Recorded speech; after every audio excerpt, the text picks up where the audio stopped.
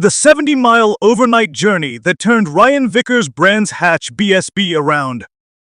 Honda team members drove from Brands Hatch to their base in Louth to try to turn Ryan Vickers' Brands Hatch BSB weekend around. After a tough Friday at the Brands Hatch BSB, some members of Ryan Vickers' Honda Racing UK team drove up to Louth to try to turn the situation around. Vickers just about squeezed himself into the top 12 in pre-qualifying on Friday at Brands Hatch, meaning he took the final direct Q2 place. However, while this was just the right side of the line in terms of avoiding the uncertainty of Q1 on Saturday, the performance was below Vickers' expectations. In an attempt to improve things for the remainder of the weekend, some parts were fetched from Honda Racing UK's workshop in Louth, around 170 miles away from Brands Hatch. "It was a little bit of a difficult weekend, really," said Ryan Vickers.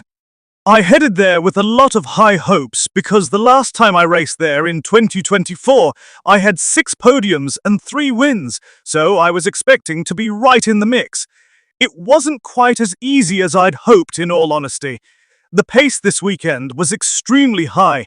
We finished Friday struggling a lot with grip and a few other issues, so a few of the lads drove back to the workshop on Friday night to collect a host of parts to see if they could help. Luckily for us, they did. They improved things in certain areas, but we were still lacking in others.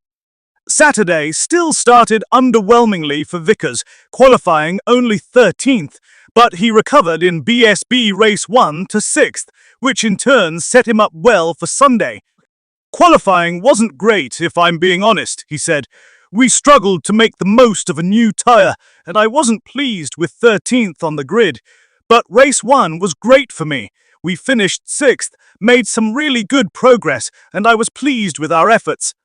The lap times were strong, and that helped me secure a better grid position for Race 2.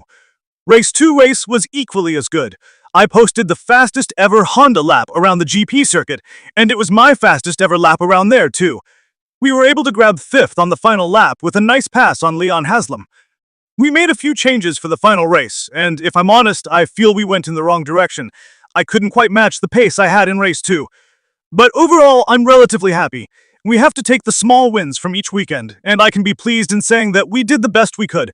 Fingers crossed we can build on this momentum now."